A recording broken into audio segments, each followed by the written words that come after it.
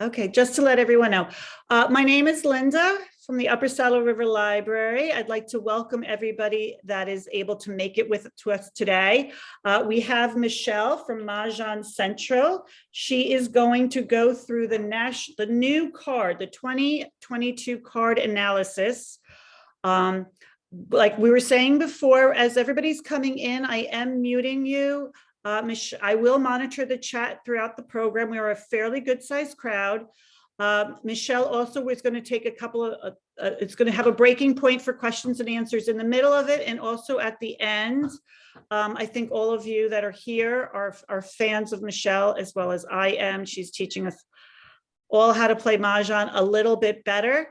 And I will send a follow-up email for anybody that I sent this Zoom link to. I will send the follow-up email to you with the link for the YouTube channel and with the link for Michele's presentation, which she was kind enough to be sharing with us. And with that, I'm going to mute myself as well and let Michele take it over. All right. Well, thank you so much, Linda, for coordinating this event. I really appreciate it. And thank you all for coming. It's nice to meet you. So if you have any questions along the way, I do have a slide in here to remind me to stop and ask questions. We're going to do this in a few segments. The first segment is going to be on statistics. So if you are an analytical thinker, you will enjoy that. And if you're not, bear with us. We'll get through it fairly quickly, and I'm not going to go too deep when we get to tables of data. I'm just going to do the highlights because I think it's important to see the changes from card to card so that it helps with when you're playing the game before you say claim a discard for the first time. You want to make sure that you're not inadvertently playing something from last year's card. So doing this comparison and looking at the statistics, I think is helpful for most people. So if you're not an analytical thinker, please bear with us. We'll get to more visual type segments further down. So with that, I'll go ahead and get my presentation started or share my screen, and then I'll start the presentation. So bear with me as we see the man behind the curtain for a moment.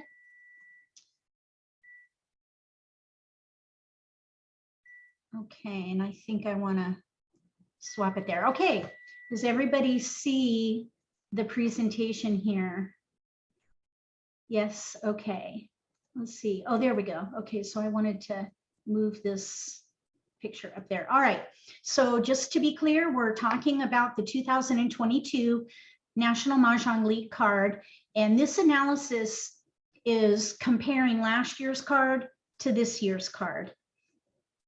Hopefully, I'll have some tips at the end that will help you with a smooth transition. So the first thing that I wanted to just say, everybody probably knows here that the league publishes their annual card, A Val in Hands, in April. Typically, people receive the cards the first weekend in April, throughout April, and then going into May, depending on when you purchase the card. The rules of the game stay the same. They very rarely change. We have had a few rules changes since '73, I think, just a couple. So it's always good to stay in touch with the league through their newsletter because you get that bulletin. Hopefully everyone gets the annual bulletin in January because that's sometimes where you'll see rules changes. And then of course, in this book, Mahjong Made Easy. This is the book that they published. This is the official guidebook. They don't really call it a rule book. Oh, did I have that upside down? Oh my goodness. Okay, Mahjong Made Easy. So that's where you'll find the rules, and then in the bulletins too. So make sure you get that bulletin by purchasing a card from the league or from someone who sells the card and then gives their customers email and name to the league. That way you'll always be getting that bulletin. The methods used on the card, the colors, the letters, the numbers, those stay the same. The categories typically stay the same. In the last couple of years, we haven't seen math play. It's usually under like numbers, and we haven't seen that. on the card lately. I was really surprised by the way that it wasn't on there this year. So that prediction failed. I was really thinking that was going to be on the card, but no math play again this year. So with the changes that we need to know about from year to year are the shapes of the hands. And we're going to go through a section in this analysis that goes deep into what that means. And also, if you think about the patterns on the card, which would be like when the numbers, how the numbers repeat or not as we go. And we'll talk more about that too. So this is when we're going to start to look at some of the statistics. Before we do that, though, I want to just let people know when you look at the card, there are hands where there's one option, and then there are hands with two options. So if you look at evens number 3, you'll see that you can do a 2-suit hand or you can do a 3-suit hand. So there's two options. When I did the analysis, I count that as 2 hands. Even though it's using the same numbers, it's 2 hands because the pattern is different. And that's one area where you'll see different patterns on the card. So here we have an example of 2 suits versus 1 suit, but it's the same line, 2 hands for that one line. We're going to look first at the difficulty of the card. And you can see here a pie chart. The biggest slice of pie are the easy hands. These are the 25-point hands. 65% of the card is easy, relatively, let's say, relatively easy hands. Then we have 18% are medium difficulty, and that's 30%. And then the harder hands, 40 to 85% is 17% of the card. So this card, I think, is going to be comfortable for beginners and even intermediate players. And then advanced players should also be challenged because of something we're going to cover in a few minutes. So hang with me and we'll get to why I think this is a well-balanced card as far as difficulty. So here's the chart that shows the numbers compared from last year to this year. And in the delta, that's just the difference. You see that there's really not that much of a difference. But you can see here, just if you're a numbers person and your eye sees these numbers a little better, you can see clearly the easiest hands on the card, 25 at 65%. So now we're going to look at the categories. This, I think, is interesting because when you play the game, you want to look at your tiles in your hand and identify the strength of the hand, but you also want to consider where on the card it is the best category for you to play based on the tiles in your hand, and still consider that odds, for example, has the most hands. And that just means that if you're playing in odds, you have a lot of options. So if you're gathering odd tiles so you can play a hand in that big category, you're going to have a lot of flexibility there. But if you compare that to consecutive run, which is just one hand less, this is actually far more flexible. And that's because of the consecutive run category uses tiles 1 through 9, some variation or some range of tiles between 1 through 9. And so you have much more flexibility going up and down that scale. So even though there's one less tile in consecutive run or one less hand in consecutive run, you have far more flexibility. So if you're struggling with the card and you're maybe feeling frustrated, or maybe you're feeling or experiencing, let's say, the dreaded losing streak, you might consider playing consecutive run for a while just to kind of give yourself a little break in complexity by looking at all the other categories. It's very, very flexible. And that applies to every year, actually. And I've seen the trend that odds has always got the most hands, followed by consecutive run. That's been a trend these last several years since I've been doing these analysis. Also, with evens, that is the next level category for hands, 10 on the card, but it's not as flexible because you have a tile missing 2, 4, 6, 8. There's a gap with the 3 not being there, etc. Then we have the 369 category, and this particular category, you only have 3 numbers to work with. So it's not very flexible, especially when you consider that there's a gap between 3 and 6 of 2 tiles, and then 6, 9, 2 tiles. So it is not very flexible, and there are only 8 hands on that card. So if you're in between, let's say 3, 6, 9 and maybe 2, 4, 6, 8, go with 2, 4, 6, 8 and work around those 6s. Or maybe even consider moving to odds where you have many more options using 3s and 9s. So just make sure if you're going to stay in that 3, 6, 9 category that you have a really good representation of those specific numbers because of that inflexibility. And then you can see the numbers go down for the rest of these hands with winds and dragons, singles and pairs. Keep in mind with singles and pairs, they moved one of the hands up to the even or to the year category. So even though that single and pair hand typically is in the single and pair category, it's up in that year. So they kind of did a fast one on us there. And then we have the quints with typically just 4 hands, maybe 5 if they have one with options, not so this year though.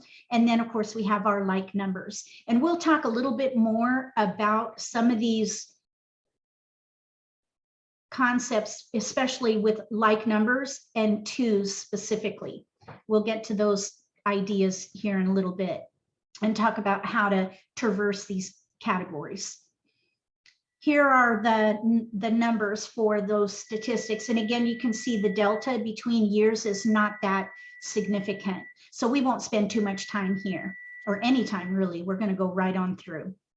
So this is where I think this can really help people with identifying the strength of the hand and maybe with the initial decision on what category to play.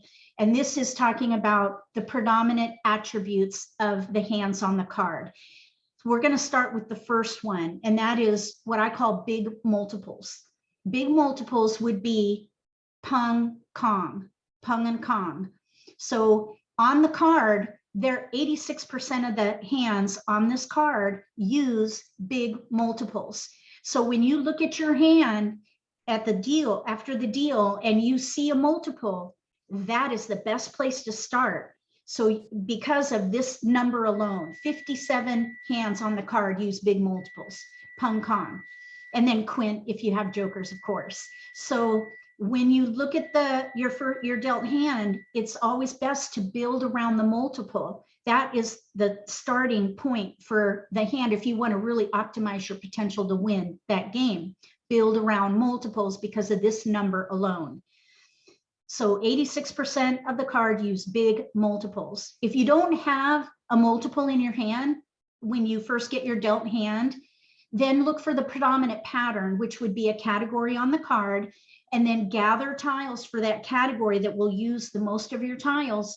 When a multiple forms, reassess and build around the multiple. Because American Mahjong is a game of multiples, and it's proven with this statistic right here. And that incidentally is consistent year to year. There's always around between 83 and 87% of the hands on the card will be big multiples. So if you build around them, you will optimize your potential to win, because along the way, you're going to have to build up. But if you focus on those big multiples first, you have less to build. You're starting where they're big already. That's the idea with big multiples. The next predominant pattern on the card this year is mixed suits. And this year, 68% of the hands on the card are in mixed suits. So what I've noticed with many beginners is that they tend to be distracted by one suit. And it's okay. One suit hands are great. You can see further down, 29% of the hands on the card are in one suit. So there are hands in one suit, but there are twice as many in mixed suits. So if you typically play a one suit hand, or maybe a one suit hand with dragons, let's say, train yourself to branch into the mixed suit hands, because you're going to have way more options that way, with 68% of the hands on the card being in mixed suits. The next predominant pattern is pairs on the card, 62%. And in the next slide, we're going to compare. There are some significant differences that I want to point out with that. So there are a lot of pairs on the card. And really with this particular statistic, you just want to be mindful of discarding fresh tiles in the end game. So when you're on that last wall, if you're discarding a fresh tile, really look at the table and assess the risk, count the cost of discarding that tile because of the number of pairs in hand, 62%. And you might decide, for example, that you're too far away from your hand and you're going to break it up so that you're not going to discard those risky tiles that could end up being a winner as a pair tile for somebody at the table. The next statistic is on like numbers. And I think this is where I step up on my soapbox. Like numbers. Like numbers are all over the card. Even though there's a category of only 3 hands in the like number category, they are all over the card. 47% of the hands use like numbers, half of the hands on the card. So where this is important is during the Charleston specifically. Probably every game I play in, somebody passes me like numbers. And many times I'm either able to use them and they fit right in what I'm playing, or I switch my hand because of it. So the way I look at it is that passing like numbers is almost as risky as passing a pair. And passing a pair should really be a rarity because American Mahjong is a game of multiples. If you give somebody a pair, that could really put them over the edge of building their hand if their other multiples are around that same pass. So be very, very careful when you consider passing like numbers. The next statistic here is about flowers. 38% of the hands on the card use flowers. And we'll look at the comparison in a few minutes. The next piece is unique shape. And this is where we're going to look at this bit down in the presentation, but this is where you look at, for example, pung, pung, kong, kong. That would be a shape. 3 tiles, then 3 tiles, then 4 and 4. 3, 3, 4, 4. Pung, pung, kong, kong. That is a shape. So you have a 2 little stacks and then a bigger stack. That's called a shape. And on this card this year, 35% of the hands on the card are unique. They have a unique shape. And that is where I think the advanced players will find some challenge on this card, because even though 65% of the hands on the card are easy, I think it was 18% of the hands on the card are difficult, so 40 to 85 point hands, but also 35% of the hands on the card have a unique shape, which is going to require you to remember and also check the card and analyze your potential to win based on what's been discarded and exposed. And then, of course, when a tile goes down or is discarded that you might want to use, check that card before you claim it and make sure that you're creating the right shape for the hand that you're creating in your rack compared to what you've chosen on the card, to make sure that you're following the correct shape. The next thing we already talked about, that was one suit, 29%. And the next one after that is dragons, 29. And then wins with 14%. Even though those numbers are low, there are some significant findings that we're going to talk about later about wins and dragons. So now let's just look very quickly at these numbers. And what I want to show you here is, you see on pairs, -7, there are 7 fewer hands with pairs this year. That's significant. For like numbers, there are 5 more hands on the card with like numbers. So passing like numbers is more risky this year than it was last year. It's always going to be risky, but even more so this year because of the sheer number of hands with like numbers. The other significant increase is the pairs of flowers. And that's important because when you're especially in the end game, you want to be careful discarding a flower. Really count the cost of discarding a flower in the end game, because some people could be waiting for that to finish their hand with that pair. And if you throw that flower, you could be giving someone a winning hand. And then the other interesting comparison here is with the unique shape that I just mentioned a bit ago. There are 8 more hands on the card this year with a unique shape. So that just really speaks to the importance of checking the card before you claim a discard to make your first exposure. And then again, before you declare Mah Jongg, make sure that that shape is correct in your hand. So I think that is what's going to get us through that heavy analytics. So I hope that those who are not analytical thinkers, the more creative thinkers, I hope you survived the first several slides. And for those who are analytical thinkers, I hope you enjoyed those numbers. So next, we're going to talk about the shapes. And this is where it gets a little more visual, so it might be enjoyable for everybody. This is the pung pung kong kong shape.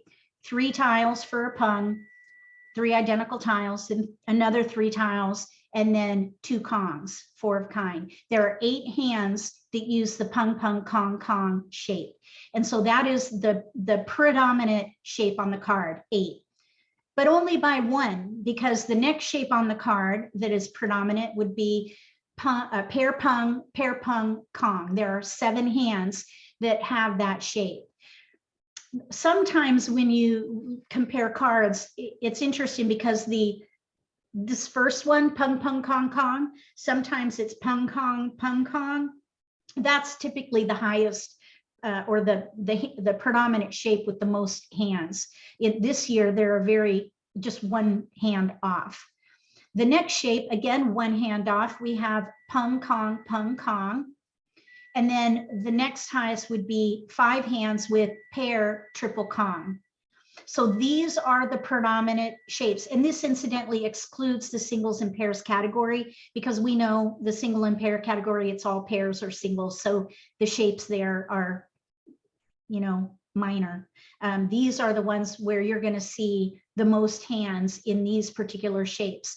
So because there are so many of them, this is again the importance of looking at the card before you claim a discard for your first exposure, because that's when you're going to start committing to a hand. You want to make sure that your shape matches from your tiles in your rack to the hand that you're playing on the card. And then of course, when you get ready to declare Mah Jongg, double check the shape of the hand. So in summary, as far as the really big points with this analysis is that 35% of the hands on the card have the unique shape. And we talked about that several times in the previous slides. Check the card before committing to an exposure. And now we can have any questions that anybody might have. I'm going to stop sharing, and that way we can see each other. Does anybody have any questions about the analysis, the numbers, and what they all mean and how you play the game? Or maybe even a scenario that might help with some people relating a scenario to the statistics and how it might help. And if nobody has any questions, we can go on to the next piece. And if people want to put it in the chat, or this is Linda, if you want to put it in the chat, or if you just want to unmute yourself, if you have the question now, that would be fine. But again, Michelle will continue on and we can always answer questions later if something comes Michelle, up. Oh, yes. I'm still getting that buzzing sound. Oh, you know what? I know. I'm so sorry. You know what? My microwave, something happened to my microwave today. Oh. The keypad had a short. And so this happened like an hour before we started this live event. I feel terrible about it. Okay. And I don't know how to turn it off. Okay, thank you. I'm so sorry about that. I almost called my husband to tell him, how do I fix this? I'm going to be in a talk. What am I going to do? But I just didn't have time to figure it out. So I apologize for that. Okay, it's okay. All right, so I'm going to share my screen again. Let's see. Michelle? Yeah. Can you just unplug the microwave? I don't know how. Oh, no, I mean, pull out the plug from the... There's no plug visible. It's like inset. It's like it's inset between cupboards. So I can't unplug it. So hopefully I'll be talking over it and maybe you'll hear me more so than the beeping. You know what? Maybe you can you set a timer for an hour? And since if it's going, maybe it'll stop. Well, I Like tried you're cooking, but you're not cooking. You know what I mean? Yep, I actually tried that, but the keypad is not working at all. Oh, gosh. I even tried leaving the door open and it did not work. So I apologized for that. Hopefully the presentation will be so compelling that you'll forget about the beep.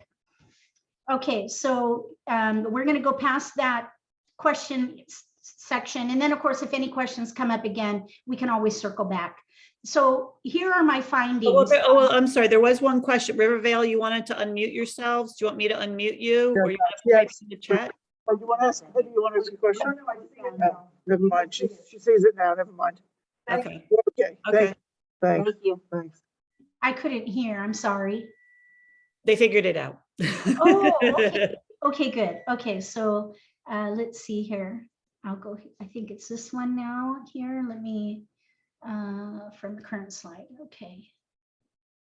Oh my goodness, why does it do that? Okay, so here we go. We're going to talk about the carryover hands because this is one of the areas where beginners get a little bit anxious because they think, oh, I have to learn a whole new card. Well, there are some hands on the card that were on last year's card that are again on this year's card. So we're just going to talk about those really quick.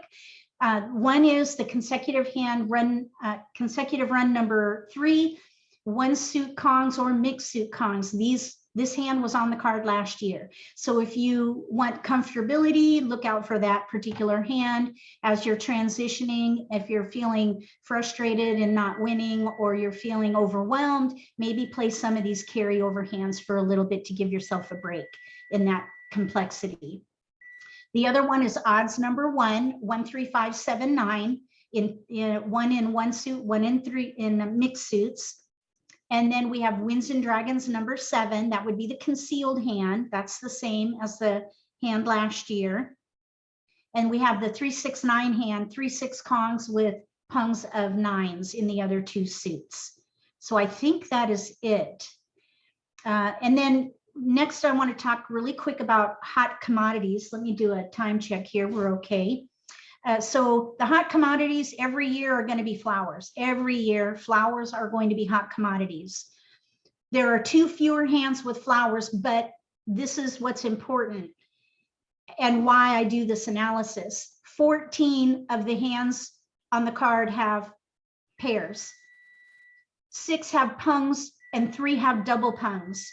4 have Kongs. So there are a significant number of hands with flowers. So you want to be very careful to consider if you're ever tempted to pass a flower during the Charleston, because they're used, I think it was 68% of the hands on the card use flowers. So be very careful when you're considering passing a flower. I very rarely pass flowers. I think the only time I'll pass a flower is if I'm playing a big hand like a quint or a pair hand, and I'm very close. Like maybe I have two tiles to pass, or even 3, but I have no gaps in my hand. I might risk passing a flower, but it's very rare. They will always, always, always be hot.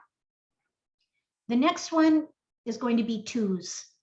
And that's because of the year. Year tiles will always be risky to pass. And that applies to this whole decade because it's 2020, then 2021, 2022, 23, 24. We're going to have lots of 2s until we get through this decade. So 2s will always be hot until we get to the next decade. So consider that you want to really count the cost of passing 2s during the Charleston and try not to pass 2 2s together, or even a 2 with a white dragon. That would be very risky to pass that because of the year category. And especially because the biggest hand on the card, 85 points, is the year hand. And the biggest hand on the card is always the pair hand with the year, but 2s this year is going to be, it's even more risky to pass 2s because of that big hand, 85 points. I would not want to pay for that hand. So evens are going to be affected also, especially this year, 2022. And then when we get to 2024, evens are going to be affected by the year category. So if you're playing an even hand, you want to make sure that you have a good representation of twos, because if someone else is playing a year hand, you're going to have a competitor for twos. If you're playing 2, 4, 6, 8, and let's say you have 1, 2, consider switching to consecutive run 4 through 6, or maybe 6 through 9 or something like that, and use those 4 through 6 or 4 or 6 through 9 tiles and switch to consecutive run. Because if you don't have a good representation of twos, you might have a hard time getting them for your 2, 4, 6, 8 hand. And incidentally, that applies to any consecutive run hand with little numbers. So if you look at the consecutive run category, there's one hand that spans 5 numbers. The first one, 1 through 5. 1 through 5, and then 5 through 9 for the other option. All the other hands in the consecutive run category either span 2 numbers up to 4 numbers in a range. So because of the year category using lots of twos this year, and also because of the sheer number of options in the 2, 4, 6, 8 category, if you're playing consecutive run and you do not have a good representation of twos, consider starting your consecutive run at 3. If you have a good representation of twos, go ahead and use them, but consider that you could be blocked by someone playing a year hand or the even hand. And again, if you're playing consecutive run, consider starting your run at 3. And that applies also to the quint category. The third hand down, that is a consecutive run hand, as well as the fourth hand down. And then there's a pair hand, third one down under singles and pairs. Those are all sequence hands. Consider starting at 3 if you don't have a good, strong representation of twos. And that way you won't have to worry about someone playing a year hand or an even hand. The next hot commodity are dragons, and this is why. There are 10 more hands with dragons than there are wins. There are 2 more dragon hands, or 2 or more dragon hands in almost every category on the card. The exceptions are in quints and the singles and pairs category. So sorry, I didn't mean to go past that. So this is important because during the Charleston, if it's okay to pass dragons, but try not to pass them together, because there are more hands with dragons than wins, and there are 2 or more dragon hands in each of the categories with the exceptions I mentioned. So if you pass 2 dragons, you could potentially really help somebody if they're playing one of those double dragon hands in some of these categories. And then also rarely pass white dragon, and that's primarily because it's a dual tile. It can be used as a dragon or it can be used as a 0. So white dragons are a bit risky to pass and shouldn't be, maybe, well, I do consider passing it as a rarity, not so much as a flower. It's like a step down from passing a flower. So that's what goes on in my mind if I think, am I really willing to pass a white dragon during the Charleston? I'd rather either use it or discard it early in the game if I don't need it, but try not to pass it. The next hot commodity will be wins. And even though I believe, if I remember correctly, the percentage of win hands on the card are 14%, it's a pretty low number, but wins are still hot commodities. And here's why. There are fewer hands, but 4 of them have high values, and 3 of them use singles and pairs. So you want to be very careful when you're passing these tiles. You could really sway somebody from playing maybe a number hand to wins. If you're passing, say, 2 wins, they may switch to one of those hands with singles and pairs, or maybe a high value hand if they happen to have a couple of wins. The next hot commodity is like numbers, and we did talk about that quite a bit before, so I won't belabor this, but like numbers will be a hot commodity this year, 47% of the hands on the card, which is an increase of 5 from last year. The last finding is that there are no safe discards on the card this year.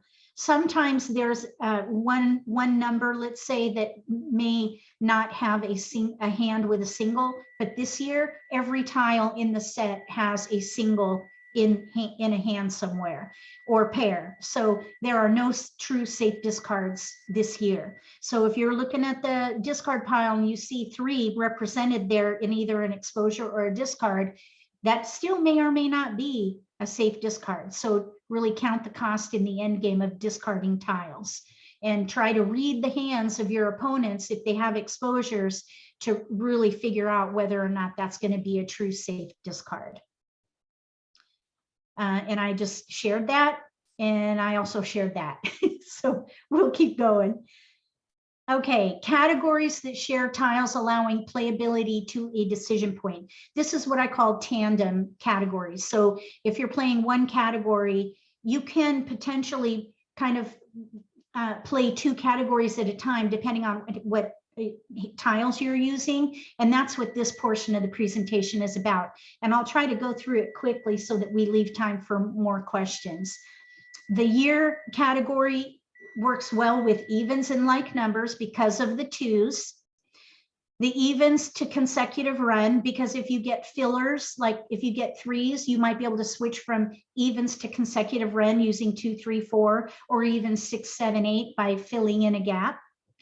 Like numbers goes to every category on the card. As I shared earlier, 47% of the hands on the card use like numbers. So if you're playing like numbers and you're not exposed too much, like maybe just 1 exposure, you might be able to switch to another hand on the card, any category, because there are like numbers all over the card. Quints to evens, consecutive run and like numbers. You'll see in the quint category, there's an even, the second hand down is an even, third hand down is consecutive run, and the fourth hand down too. And there's even that like number hand, third one down. There's, oh yeah, there's examples down here of these hands. Consecutive run to evens, like numbers, and odds. So here you could play 1, 3, 5, let's say, or you could even, with some of the examples, go from, here's the 7, 8, 9 with 8s in the middle. You could maybe switch to evens using the 8s if you start getting 2, 4, 6. Or you could even switch to big odds with 7 and 9, depending on the tiles in your hand, of course. Odds to like numbers and consecutive run. The consecutive run would be filling the gap. Like if you are playing 1, 3, 5 and you start getting 2s, you might consider switching to consecutive run. And then in this case, we have an example where there are like numbers with 3s. So if you have 2 pungs of 3s in your hand and you pick the other 3, you might consider switching to any like number category where there are kongs of 3s. Winds and dragons, there's 2 hands that have a short run, so they can tandem with consecutive run, or even like numbers in one case where you have news with like number kongs. We also have 3, 6, 9 that can tandem with like numbers or odds using the 3, 9, or even like numbers with 9s in this case. And then finally, the singles and pairs category. I don't know if you've noticed it before, but each one of the hands in singles and pairs follows or uses tiles from a different category on the card. The first hand works with the winds and dragons. The second one, odds. Third one, consecutive run. The next one, consecutive run. Then we have a 2, 4, 6, 8 and a 3, 6, 9. So if you're in playing a hand from the singles and pairs category and maybe a single is used in a kong, just switch to whatever category that hand is from. And since you're concealed, you'll have great flexibility. You can switch to an exposable hand, or maybe even the concealed hand for that particular category. All right, so let's see. Oh yeah, this is just another example of singles and pairs for the evens. There's the 3, 6, 9. So again, we're going to pause really quick to see if anybody has any questions about the hot commodities and the findings, and then the tandem categories. Any questions? Yeah, Michelle? Yes. This is Wendy. I don't have any questions. I love your thing on how to play solitaire. Oh, I've been helping 2 women who are new, and I've been playing solitaire, and I dot the ones I play a lot. yeah. I love the singles and pairs. Oh, And I'm nice. spreading them out. Like someone may just want to be on 1, 3, 5, 7, 9, and that's it. But I said, if you get a lot of pairs in your chart, but before Charleston starts, I tell them, look at the singles and pairs and the like numbers. And I really, really like this card. Oh, good. I'm But I glad just you're wanted to let happy you with know, it. I'm so glad to finally meet you in live person. Excellent. Yeah, the singles and pairs category is a lot of fun to play. Some people are intimidated by it, but I don't think anyone should be, because they're each of the hands in that category. If you're not able to make it, you can switch to whatever category it relates to. So you have an out. And so, and also you're concealed. So you have great flexibility if it doesn't work out, or if you start drawing jokers, you might consider switching to whatever hand it relates to. Any other questions? And then we'll get to the last segment. Michelle, hi, Yeah. it's Sarah. Okay. I had a question. So I know you said, and I know that the only safe tile is discarding a joker towards the end, or whatever, but when you count safe tiles, you're counting pairs, not just singles? Because on the card, east, west, is it east, west, red and green dragon are the only no, I'm sorry, north, south, red and green dragon are the only non-singles. Well, there are, because with the consideration of safe tiles, you have to consider both singles and pairs. Okay. Because there are, every tile in the set is going to be represented by either a single or a pair. And then of course you have pungs and cons. So, right. So for example, I think one year there was no single of a 9. And I don't recall, I suppose there might have been a pair of a 9, but maybe next year I'll look more closely at that. But I remember last year there was a safe discard. So, or maybe it wasn't last year or the year before, but this year every tile is either going to be in a single or pair. So there's truly no safe discard other than. So if you could a count, joker. right, if I'm you sorry. could count like 3 reds on the table. Oh, So yes. unless somebody has a ton of jokers and they're doing a pung or a kong, Mhm. and that's safer because there's no single red. Yes. Does that make sense? Okay. Yep. Yes. Well, and then if you see 3 dragons, yeah, it's the fact that they could use jokers, of course, but that would be Right. true in every year. Every year, yeah. Yeah. So if you see that there's a pair of dragons, or let's say a pair of red dragons, and you have one red dragon in your hand, if you discard it, you don't know if it's going to be safe because someone could have that other dragon Exactly. be their pair. And then Well, I mean, especially the last hand in consecutive run and the last hand in singles and pairs. I mean, every number tile is in there. So I think it's going to be a lot of really funny games at the end where somebody just throws one tile and, yep, that's the tile someone needed. Yep, you could get a surprise mahjong. Yeah. Thank you. Okay, that was it. I was just confused. Okay, yeah, it'll keep you on the edge of your seat. Any other questions? Okay. All right. Wendy had mentioned something about playing solitaire. I don't know how to play solitaire. Okay. How do you do that? Well, I have a demonstration video. So I believe in the handout, there's going to be a link that you'll be able to go to, but you could always send me an email. I can send you a direct link as well. But the way I do it is I set up my racks one in front of the other, and I mix the tiles and build all 4 walls to the left of my racks. So they're perpendicular to each other. And then I go through the Charleston. I play 4 hands at one time. You have to be able to compartmentalize your decision-making though, because you can see all the tiles. If you can compartmentalize your decision-making, you can learn a lot about decision-making, where your struggles are, and also learn the card very quickly because you're playing 4 hands at one time. So there are a lot of great skills that you can build by playing solitaire. And I have a tool I called a Charleston helper. It's kind of a flip chart to help you make sure that you're passing the tiles to the right rack. So that I have a link to. So if you're interested in playing solitaire, I can give you all the links to show you how I set it up and do it. And again, there's a demonstration video of that. And I actually play solitaire in recurring videos because there's a lot of decision making that can happen in a game. And then if you're playing 4 hands at one time, there are a lot of great opportunities to learn from those situations. Yeah, Michelle. Thank you. Okay, maybe Elaine can learn the single, like when I play all day a lot, you know, the single one, when you're playing by yourself, one hand, I've done the 4, but Oh. I don't want her to get confused. One thing I do have a question. When you're playing, I don't know if it's in your link, I think it was, or someone else's, when you do Bob, you know, when you're playing 3 people, Yes. yeah, Bob, I saw someone where you had all the you know, doubled up Bob. We've been bringing it out, Bob, and then putting on top. You had it to where Bob could be pulled out, and you had just the 6 on the middle, and you draw from that and put in the middle.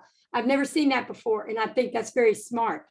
Is there a way that you all can send that video again of that one? Yeah, let To me, them?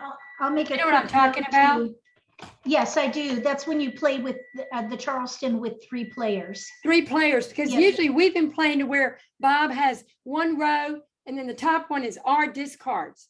I don't like Yes. that. I like it the way you did it. Oh, well, thank you. Good. Yes. Okay, And I that's all. can't take, you know, credit for that. I learned it along the way. Every time I would play Mahjong with different people, everyone has some newfangled way of doing things. So I have a video that demonstrates 3 different ways to do it.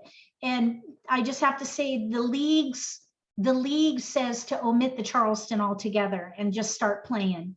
That is the league rule. But some people like doing the Charleston, which is fine. If everybody in the group agrees, go ahead and add the Charleston. And I have a video of 2 different ways that you can do it that mimic a Charleston. And the one at the end of the video is the one that is is the closest simulation, let's just say. It's the most like what you would experience in a real game with 4 people. So that's the one I highly recommend. So I'll make sure to, Because I think I saw those. I have to look back now. When you're saying the league does not recommend Charleston, because it talks about Charleston on the back. I mean, our group always does Charleston. Now, when we're just playing 2 people, are you talking about when you have 3 people not to do Charleston? that's correct. Oh, okay, good. Well, Yeah, that's and good to know. it's in their book, Mahjong Made Easy. If you play 3 players, omit the Charleston, and East just discards, and you Oh, just start interesting. picking. Okay, thank you. Yep. And actually, the interesting thing is some people prefer it to doing the Charleston. They actually like just hitting the ground running and just discard and pick. You build your hand more slowly, but it's a different kind of decision making that you've got to go through when you omit the Charleston. And I recommend that the next time you play 3, omit it and just try it out. It's actually very challenging and just as much fun. And some people would say, well, how can you win if you don't do the Charleston? Well, you can. You can actually build your hand. It's just 1 tile at a time. Instead of getting 3 at a time, you're just going to pick 1 at a time. So it is possible to build a hand without doing the Charleston. Yeah, I omit it a lot of times. And I'm Okay. omitting a lot of times the jokers when I teach people. Okay, I'll let you go. Okay. And then planning. I was going to let you know, Michelle, in your card analysis, you do have category. We have a link to category modeling, Charleston modeling, Charleston chain reaction, Oh, good. Charleston force, Charleston sprints, and solitaire. Oh, good. So I'll also look too. I'll include in the follow-up email. I will include that. That's interesting. You guys are showing me something too. I didn't even know you did for the 3 people, but Yeah. that's, yeah. I'll include a Okay. link for that as well. All right. And then incidentally, in that solitaire video, in every solitaire video, if you look at the video description under that, you'll see I have links to how to set it up, the demonstration, and also where to get the tiers that I use and that Charleston helper. There are links in every solitaire video description. So you can find all that information, but I can certainly send it to you as well. So I think I just have a few more slides. Shall we keep going? Okay, I think we're going to be able to get through this just fine. So let me get this up again. Okay, so very quickly, as far as the transition, between last year's card and this year's card. I know we're here in the first week of May, so many of you have been playing for a few weeks, hopefully. I don't know if anybody in the room hasn't received their card yet, but regardless, I'm hoping that maybe these top 3 mistakes will help slow you down so that you're not making these mistakes when you get that new card or as you're going through that new card transition. The first one is passing. Michelle, sorry, you're right now on the screen. It's your Facebook group that's come up. Oh, So you might have to really? change your screen. Okay. Well, just probably the link of where you were, what tab you were in. Let me see here. Let me try again here. Share screen. Okay, I select that. Okay, are we there now? Perfect. Yes. Okay. Top 3 mistakes. Okay, very good. So sorry about that. All right. So the top 3 mistakes. The first one is passing risky tiles in the Charleston. Hold or make use of these tiles and pass them rarely. Year tiles, like numbers, dragons, and winds. If you are going to pass any of these, pass them one at a time. That's my recommendation for passing defensively. Claiming a discard for an exposure on a concealed hand. This is where if you're playing a particular hand and one of your tiles is discarded, always look at the card before you claim that first discard to make sure you're not playing a concealed hand. Because there are let me see, there's one hand on the card, I think, where it's concealed and it's not the bottom hand. And that would be the 3rd hand or 4th hand down under the year category. That is a concealed hand and it is the 2nd from the bottom. Usually the last hand in each category is concealed, but in this case, there's one not in that position because they moved that year hand up to the year category. So just make sure you check the card to make sure you're not playing a concealed hand. If you have an X, call the discard and make your exposure. Otherwise, bite your tongue. The last one is playing a hand from the previous year's card. This invariably happens, and most times it just makes everybody chuckle. Again, just check the card before committing to an exposure to make sure that you're playing the right hand and not something from last year's card. And incidentally, I'll confess, I actually did it already once. Very early. I think it was the week after the new card came out. I was playing a hand from last year's card. I don't know what my problem was, but my mind was fixated on, I think it was a 3-6-9 hand. It was, well, I don't remember exactly, but I'm pretty sure it was a 3-6-9 hand. I was just thinking about last year's card. All right, here are my tips for a smooth transition. Build around strength. For flexibility and to optimize your potential to win, build around multiples. As a reminder, 68% of the, or not 60, it was 85 or 86% of the hands on the card use big multiples. If you don't have multiples, build around the predominant pattern. So that would be picking a category that uses most of your tiles. During the Charleston, if you get a multiple, not if you receive a pair, but if you receive a pass where a multiple then is formed, reassess and build around the multiple. So you'll build around the multiple by gathering tiles that support that multiple and picking a category that uses most of your tiles. That is how you optimize your potential to win and build around strength. The next one is to practice. Practice makes progress. And this is where Linda shared all those exercises that I do on my YouTube channel. Every Monday, I put out a video with these exercises. So if you have a set of tiles at home, practice at home and do it the way I do it on my YouTube channel. It is a lot of fun and it really works. It is a great way to build your skills with decision making, especially through the Charleston, because that's where you exponentially build your hand to optimize your progress during the pick and discard phase of the game. And then play often. And when you do, observe the people around you. If you play with the same group, you can learn a lot just by watching their body language and what they say or what they don't say. So just be observant when you play. If you play online, it's a little hard to be observant because you can't see people, but you want to play as much as you can. And when you do, be observant. Play with advanced players too. If you're playing with the people with the same skill set as you, you can kind of limit your growth. If you play with someone who's better than you, it will give you opportunities to observe their skills and adopt some, ask questions, and learn and grow. So that's one recommendation that I have for you. And play online also. And then, of course, watch my videos. All right, I think that's going to do it. We're at the last question mark. Before we get to that, we'll of course have Q&A for a few minutes. Oh, we're right up against the top of the hour, so we barely made it through the presentation. But this is how you can find me on YouTube, Facebook, and my website. Just Google Michele Frizzell, 2 Z's, 2 L's, or Mah Jongg Central, and you'll find me. And that concludes the presentation. Any final questions? I have a question. Sure. Sometimes I get 2 sets of multiples when I start playing, and they're not related to each other. I can't, it's just like, well, what do I do now? And nothing seems to work. So I'm not sure what to do. Okay, I have a solution for you. All right. So what you do is you look at your tiles, you've got 2 multiples. Let's say you have a pair of 2s. No, let's not use 2s. Let's use 3s. Let's say you have a pair of 3s and you have a pair of 7s.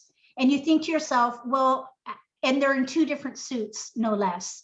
So you think, okay, well, I can't use 3s with 7s except for maybe one hand in odds. Let's say that would be odds number, or the concealed hand under odds, or you can maybe do the first hand. So there are a couple of options, but the other thing, if those aren't options for you, let's say you don't have any other odds, let's say that you have mostly consecutive and you can't use 3s and 7s consecutively, what you want to do is pick the multiple that uses most of your tiles. So if you have a pair of 3s with a bunch of little numbers, break up the 7 and build around the 3s with most of your tiles. If you, let's say you have a pair of 4s and 6s, and then you have a pair of 9s. So you could either play 2, 4, 6, 8 with the 4, 6, or you could do 3, 6, 9 with the 6, 9. What you want to look at to help you make that decision are the remaining tiles, and then pick the category that uses most of them. So you use the most of your multiples. You're going to use 2 of the multiples and break the 3rd one up.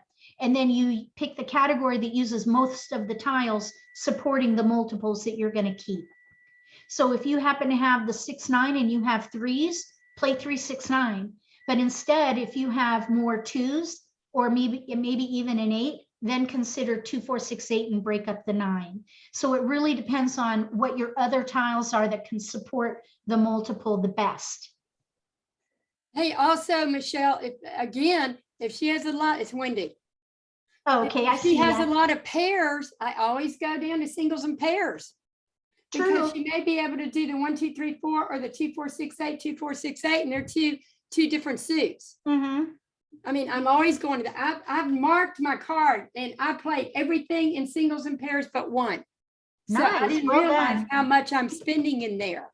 And Yeah. I'm helping 2 women, and one is just zeros in one area. Now I'm spreading her out on the category, and she's fine. I said, it's easier. You don't have to try to pick up anything.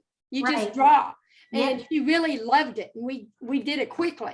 So y'all don't be afraid to try every category, like you say. Mm-hmm. Just try the whole card, every category. And I love quints. When you Yeah. have quints are easy too. And they have to realize, a lot of people don't realize on the top quint, it can be any dragon, any wind, and any number. A lot of Yes. people don't see that. True. Anybody else have any questions? Well, I want to thank you, Michele, and thank everybody for coming. Wendy, you're encouraging me to try singles and pairs. I don't know. I'm like, that's my black hole down there. But I was like, you're right. I did try one the other day. And then it was true too with the quince. Like you said, you got to remember those are dragons, not flowers. I was Oh, yes. play and I was like thinking it was the flowers, but Mhm. like I said, I will be sending out a follow-up email of this. I will send out the recording as long as the file, and I will include the extra link for when you only have 3 people, because that does happen a lot. Yeah. And it's same thing too. The way you got to be flexible on the card. Sometimes you have to be flexible with how many people can show up for your Mahjong game. Yes, yes. So, And I want to say thank you to Linda for having me back again. I really appreciate you thinking about me and welcoming me into your community. And thank you all for coming to hang out and talk about Mahjong, the game we all love. Thank you. okay, and I will have the links for Michelle's website as well. So thank you, everyone. Thanks, Michelle. Bye, everyone. May all your picks be keepers. Yeah, Thanks a lot. Love it. Thank Love it. you. bye. Appreciate it.